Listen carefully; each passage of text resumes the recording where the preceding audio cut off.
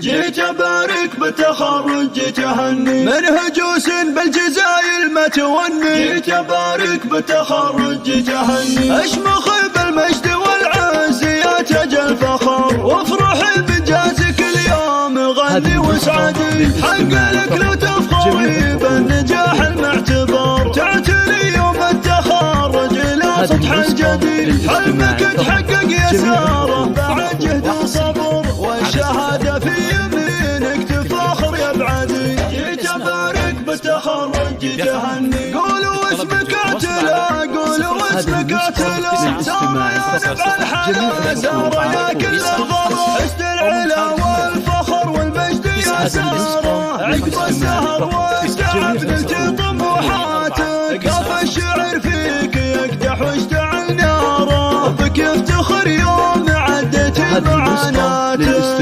ألف مبروك التخرج والشهادة يا الأميرة بنت شيخان المراجل تستحقين المدايح والإشادة والبيوت النادرة مع الجزايل قلبك ناصر يباهي بالقصيدة فيك يفخر وسعد مضرب مثايل وريم أمك فرحها زادت زيادة تحضنك يا فخرها بين الأصايل إيه وإخوانك سلاطين القيادة مجدهم بالعز هو صايل وجايل في نجاحك عمرهم أسفر سعادة كل منهم يفتخر والراس طايل جيت أبارك بالتخرج جيت أهني منهجوس